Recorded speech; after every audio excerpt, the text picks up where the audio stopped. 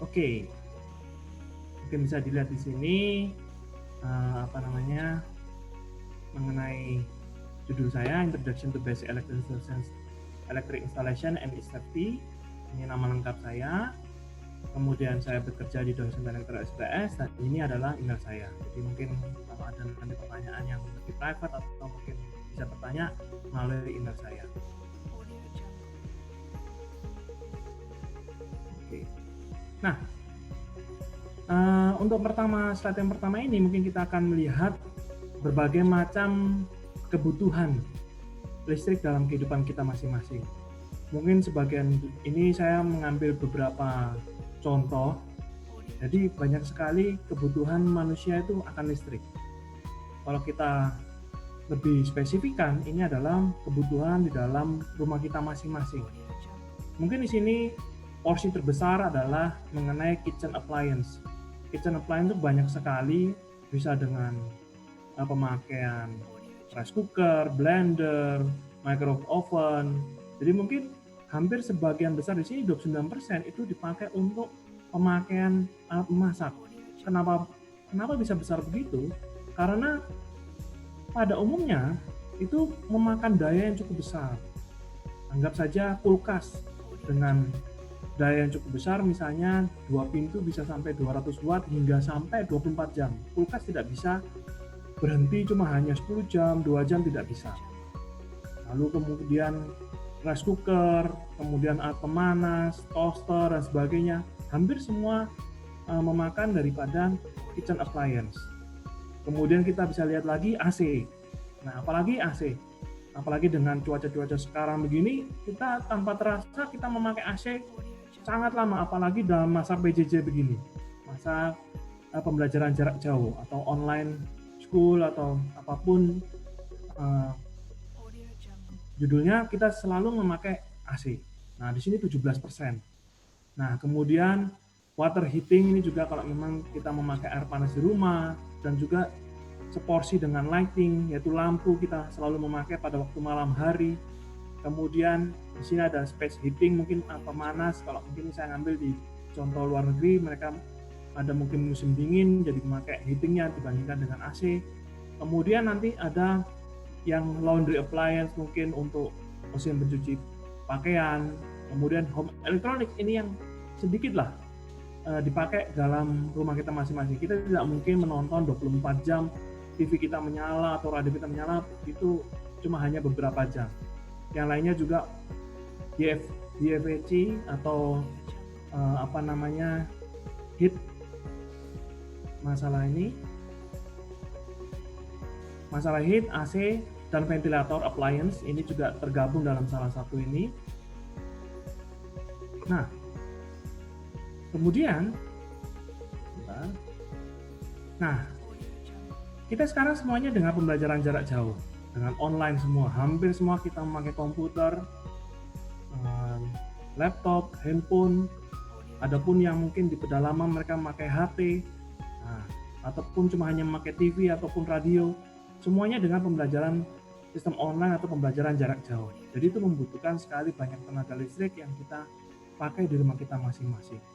Nah, sempat beberapa lalu, ini gambaran ya pembelajaran online. Mungkin gambaran saya juga mengajar dengan online juga, ada beberapa dosen dengan penjaga jarak. Nah, jadi semuanya kita dengan online. Ada juga yang seorang anak dia membutuhkan komputer, lampu minimal, headset, sound system, dan juga ada handphone. Dengan apapun semuanya itu dipakai. Nah, biasanya juga sampai bertumpuk-tumpuk dalam stop kontak dan atau colokan biasanya kalau terkena di sini. Nah, kalau kita lihat di sini banyak sekali penumpukan, dan ini juga cukup berbahaya karena melebihi daripada arus yang diberikan, ataupun soket ini dia mampu sampai berapa arusnya gitu. Nah, itu lebih baik dipasang satu persatu. Nah, kemarin kita mungkin sempat dengar masalah yang sangat klasik pada waktu masa PJJ, yaitu mengenai tagihan listrik. Wah, kok tiba-tiba bengkak gitu. Nah, jadi mungkin ada beberapa orang yang mungkin tidak tahu kenapa kok tiba-tiba waktu bulan itu kok bisa tiba-tiba naik, biasanya jadi 200 naik jadi 400.000, atau biasanya 500.000 bisa jadi 1 juta. Nah, banyak sekali yang mengeluhkan hal tersebut, dan banyak sekali juga orang-orang berdemo di depan PLN, di depan perusahaan listrik negara, dan mereka bertanya apakah PLN menaikkan tarif listrik. Nah, ini juga menggambarkan di sini ada mungkin yang mereka melihat di token listrik itu nomornya apa itu. Nah, itu adalah jumlah kWh yang kita pakai, atau istilahnya berapa banyak kWh yang kita akan pakai selama sebulan. Kalau misalnya pasca bayar, itu adalah pemakaian kita selama sebulan. Nah, jadi sempat diklaim di sini. Nah, banyak sekali media-media yang mengeluhkan banyak lonjakan tagihan listrik. Nah, kemudian sama pihak PLN-nya mengatakan bahwa melonjaknya pemakaian kita selama bulan-bulan kemarin itu adalah murni pemakaian pelanggan. Jadi tidak semua orang bisa membaca kebutuhan listrik yang dipakai setiap bulannya. Mungkin mereka tidak bisa mengecek berapa pemakaian listrik saya selama sebulan, atau mungkin berkira-kira kita memakainya 1 bulan ini apa saja yang dipakai. Nah, memang PLN mengumumkan bahwa semuanya ini adalah karena murni pemakaian, bukan PLN menaikkan tarif dasar listriknya. Nanti saya jelaskan. Nah, itu yang disebut dengan TDL, tarif dasar listrik. Jadi sebelum saya masuk instalasi listrik, saya mencoba menjelaskan listrik kita, sekeliling kita seperti apa gitu. Nah, lalu ada lagi yang mengatakan, loh, rumah kosong tapi tagihan listrik saya bengkak. Sebenarnya tidak bengkak. Yang saya alami kemarin juga itu terjadi di rumah saya juga. Rumah saya mengalami renovasi dan saya harus meninggalkan rumah saya dengan listrik saya sebesar 2.200 VA. Nah, di situ saya juga kaget karena saya tidak pernah mendapatkan atau terkena hal ini. Ternyata setiap bulannya, ini saya ngambil dari aplikasi PLN yang saya mesti lihat tiap bulannya, ternyata mulai dari bulan 5 Mei hingga sampai bulan 9 saya bayarnya terus walaupun saya tidak pakai karena rumah saya mengalami renovasi. Nah, ternyata setelah saya tanya dulu pertama kali, mereka bilang bahwa nanti akan dipakai nanti pada waktu saya setelah masuk dalam rumah. Oh, ternyata tidak. Nanti saya meng-cross check lagi dengan pihak yang lain, ternyata bahwa untuk 2.200 VA itu memiliki minimal tarif dasar listrik pakai atau tidak pakai. Nah, kalau kalian lihat di sini bahwa saya minimalnya adalah 88 kWh. Jadi saya hampir tiap bulan bayar 140.000 tanpa memakai listrik daripada PLN. Karena itu minimal pembayaran untuk 2.200 VA ke atas. Sedangkan 900 atau mungkin paling terendah sekarang 450 VA hingga sampai 1.200 VA itu tidak ada charge minimal walaupun tidak memakai. Jadi dia cuma hanya memakai apa yang dipakainya. Kalau sudah 2.200 VA itu ada minimal daripada pemakaian. Nah, kalau 1.200 VA nanti saya akan jelaskan apa yang dimaksud dengan VA, apa yang dimaksud dengan watt, supaya teman-teman juga bisa mengerti apa fungsi daripada penamaan tersebut. Jadi di tiap rumah itu adalah diidentifikasi dengan VA, volt ampere. Biasanya kalau kemarin juga ada bantuan pemerintah untuk subsidi 450 VA hingga sampai 900 VA untuk sebagian. Nah, itu disubsidi oleh pemerintah, sedangkan beberapa 900 VA sampai 1.200 VA ke atas itu tidak disubsidi oleh pemerintah karena memang untuk bisa menstabilkan perekonomian Indonesia. Nah, ini saya jelaskan mengenai token listrik. Nah, jadi sebenarnya kan ada pasca bayar sama prabayar ya. Kalau prabayar itu biasanya kita harus beli token, pasca bayar nanti pada waktu terakhir bulan kita akan membayar kepada pihak PLN. Nah, loh Pak, kalau misalnya yang tadi saya 2.200 VA, kalau 2.200 VA untuk pasca bayar memang ada minimal pembayaran. Nah, sedangkan untuk 2.200 VA untuk pemakaian token itu tidak dikenai minimal. Jadi pihak PLN menyarankan apabila rumah-rumah yang jarang ditempati lebih baik bermutasi ke token.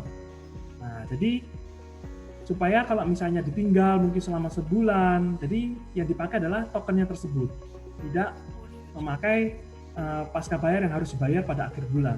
Tetapi ada sedikit kelemahan juga kalau memakai token, jadi kita harus menyediakan token yang lebih.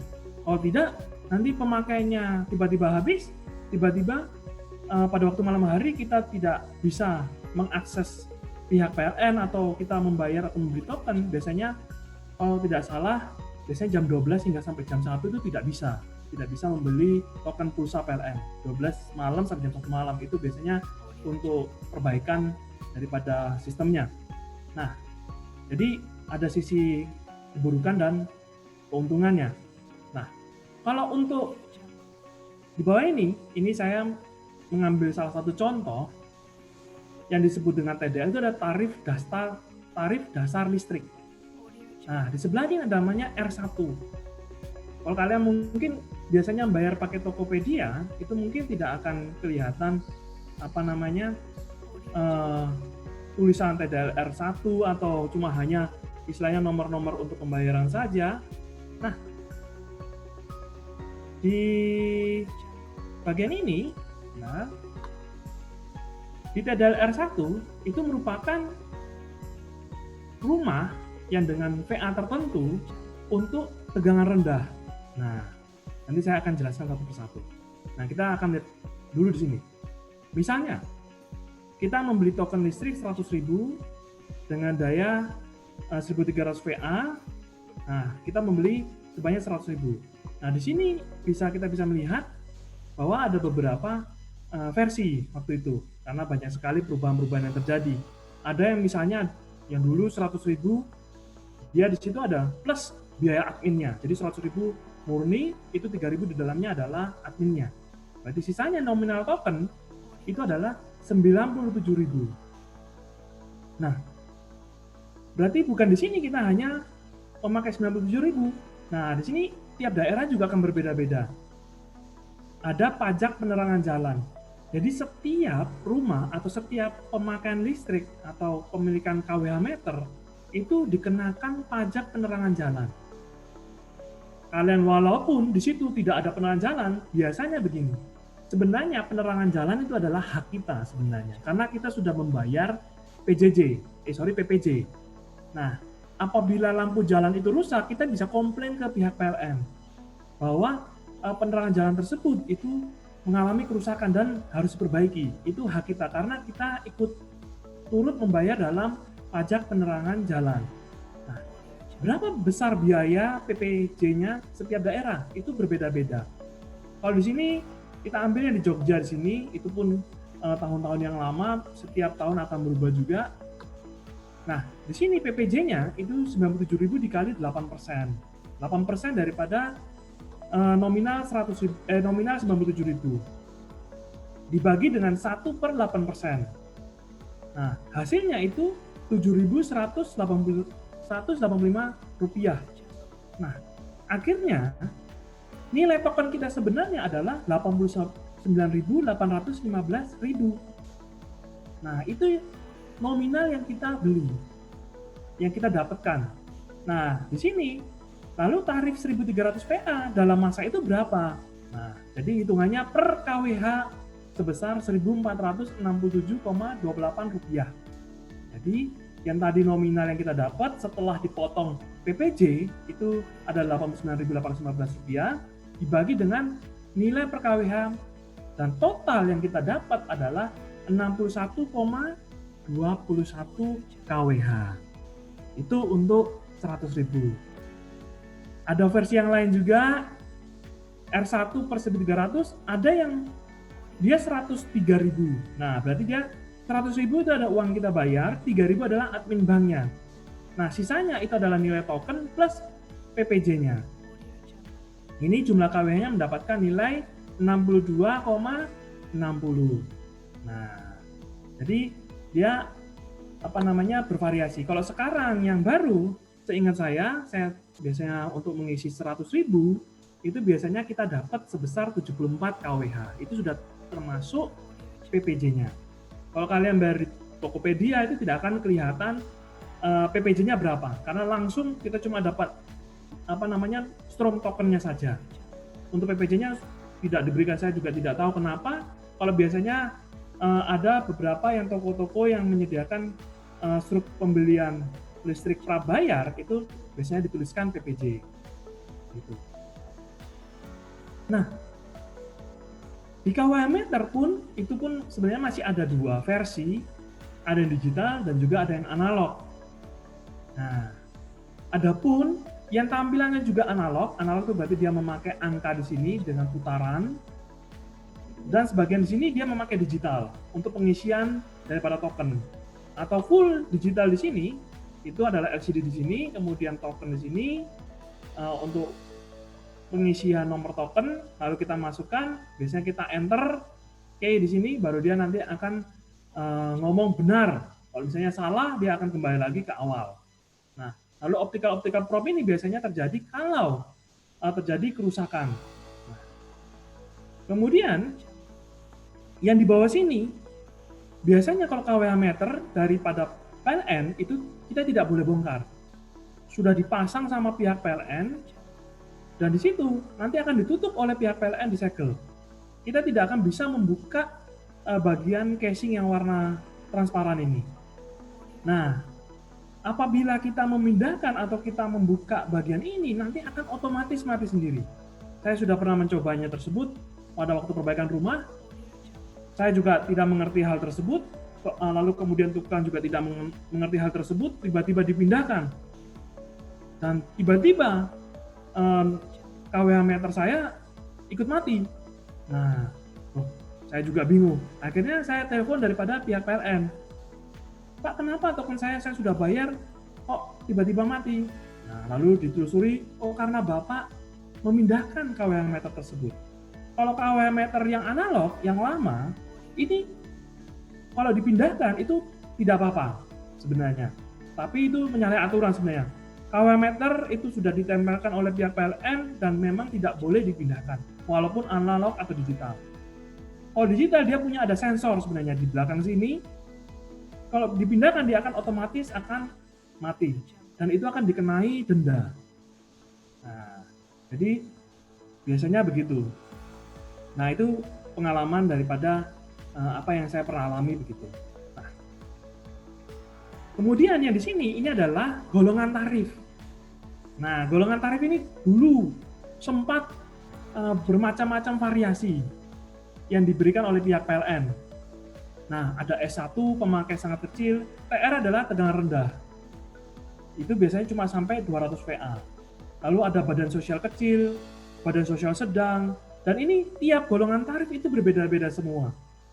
Kemudian nanti berkembang hingga sekarang cuma dibedakan menjadi lebih sedikit daripada bagian ini. Ini kalau nggak salah saya ambil waktu 2002. Ini punya Jawa Barat. Ini lebih detail sekali. Rumah tangga kecil 250 VA hingga 500 VA. Kemudian rumah tangga besar kalau 2200 itu termasuk di R2 di sini.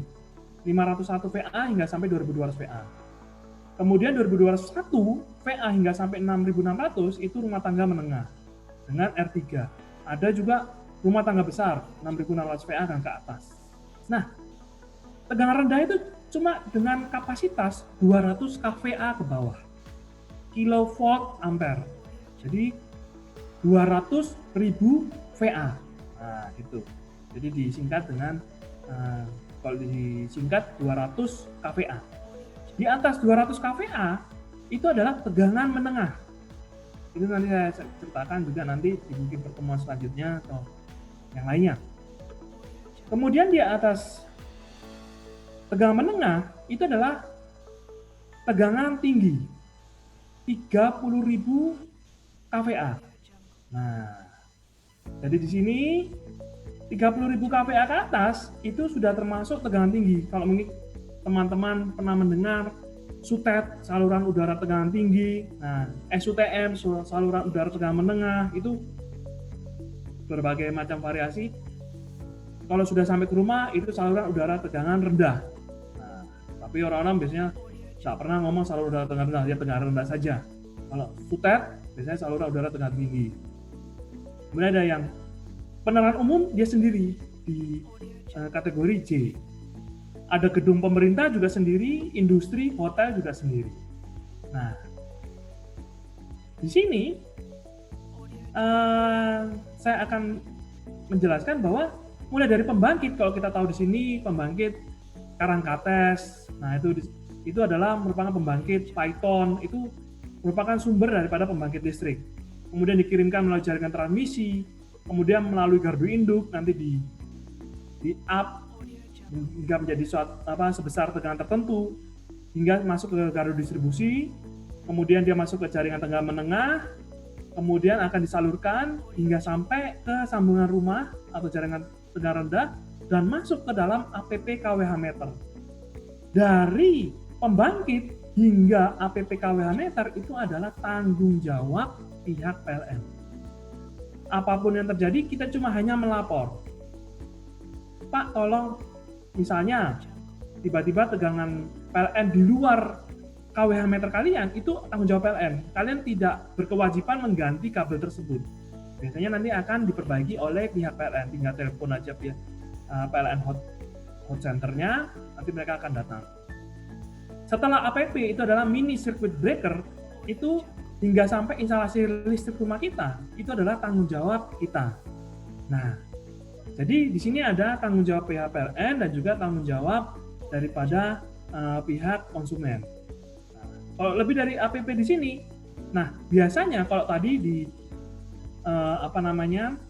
kWh meter setelah MCB ada MCB-nya sendiri ya. Jadi biasanya kalau kita mau menaikkan daya kita misalnya dari 900 hingga naik 1200 PA, itu pihak PLN tidak membongkar kWh meternya, tapi cuma hanya mengganti MCB-nya. Biasanya begitu. Kalau 2200 PA nanti di MCB punyanya pihak PLN itu adalah sebesar 10 ampere. Nah, biasanya itu diganti sama pihak PLN. Kabel tetap dari pihak PLN sendiri. Setelah MCB punyanya PLN sudah di-lock, selebihnya masuk ke dalam panel hubung bagi di rumah kita masing-masing. Nah, PHB itu di rumah kita masing-masing biasanya nanti ada yang cuma hanya nyalakan AC, ada yang cuma nyalakan room 1, room 2, room 3. Nah, itu sudah masuk ke panel hubung bagi. Itu adalah urusan kita. MCB-nya juga urusan kita. Dan kita lanjut.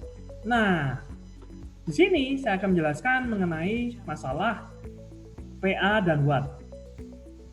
VA adalah power generation. Power generation adalah suatu sumber yang menghasilkan listrik. Makanya apabila kalau ada listrik kita itu disebut dengan VA, volt ampere.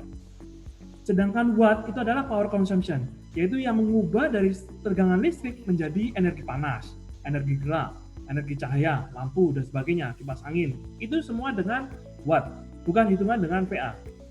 Tapi kalau kita lihat misalnya Stavol, ini saya tidak kalau di sini sudah ada mereknya, ya saya tidak disponsori oleh merek-merek tersebut semuanya ya.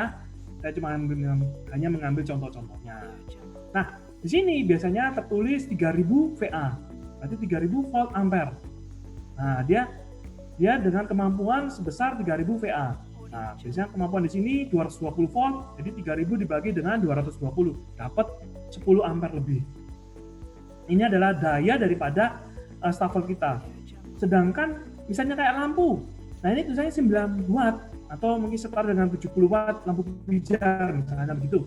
Nah, ini adalah perubahan energi dari listrik menjadi cahaya, itu disebut dengan watt. Jadi VA adalah kapasitas daya, sedangkan watt adalah daya yang digunakan sendiri. Nah, kemudian yang sebelah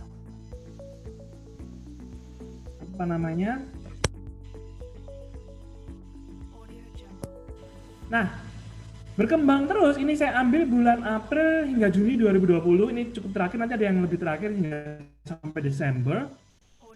Sudah dibuat sama tarif dasar listrik sama oleh pemerintah pihak PLN di sini dia tulis R1 TR, tidak seperti tadi R2 TR. Ada lagi di sini dia cuma hanya membuat lebih global lagi. Jadi R1 tegangan rendah 900 VA dengan biaya pemakaian Rp1.352 per volt ampere atau per kWh. Nah, di sini bayarnya Rp1.352 per kWh.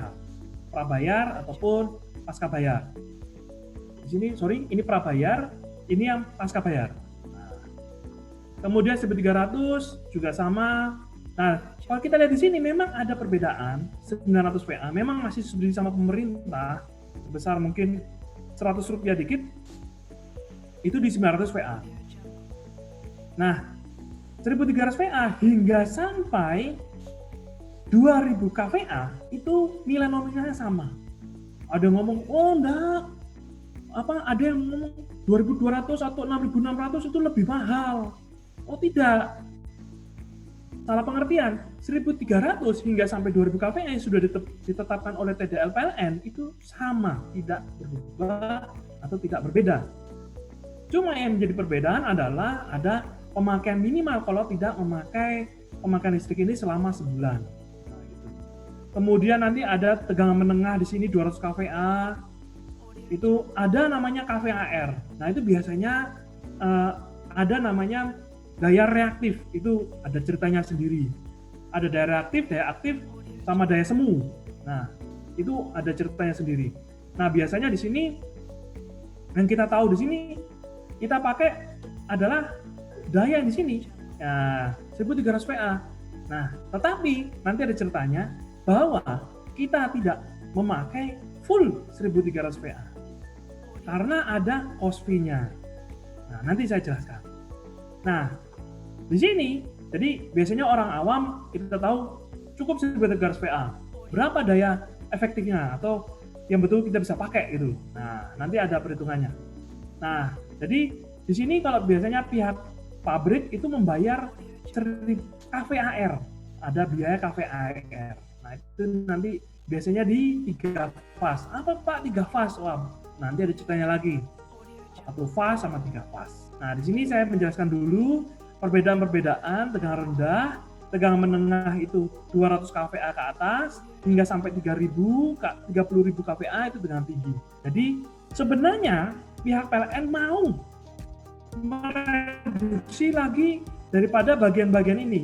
Antara R1 sampai B3 itu menjadi cuma hanya 2. Semuanya dipukul rata 2.200 VA, kalau saya juga nggak salah ingat, pokoknya dibagi menjadi 2 bagian. Yang satu mungkin di bagian di sini yang cuma R1 TR menjadi sama semua, R2 TR hingga B2 sama semua. Nah, itu masih dalam pembahasan tapi belum diputuskan. Nah ini yang paling baru. Paling baru malahan pihak PLN menurunkan biayanya. Nah, jadi bukan pihak PLN menaikkan biaya, malahan kalau kalian mungkin lebih cermat dalam memperhatikan tiap KWH kita, itu mengalami penurunan sebesar 22,58 per KWH. Nah, rupiah ya, ini rupiah ya, Rp22 per KWH dia mengalami pengurangan hingga sampai 200 kVA. Yang lainnya tetap sama, 900 VA tetap sama, kemudian yang tegangan tinggi juga tetap sama, lalu yang P1 tegangan rendah juga mengalami penurunan. Ini tegangan rendah, pokoknya dia yang diturunkan adalah bagian tegangan rendah. Untuk tegangan menengah, tegangan tinggi, dan tegangan yang di sini sangat rendah di sini, itu dia mengalami biaya yang tetap tidak berubah. Nah, ini yang disebut dengan bagiannya di sini daya reaktif itu kalau total semua adalah VA. Kemudian kita pakai di sini adalah daya nyata dengan satuan watt yang kita betul-betul pakai. Nah, daya semua adalah yang VA tadi. Nah, ini tadi saya sudah jelaskan. Nah,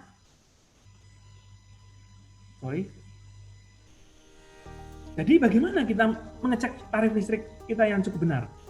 Ini saya ambil dari beberapa sumber. Saya akan mencoba menjelaskan. Jadi yang pertama, itu ketahui dulu golongan tarif listrikmu.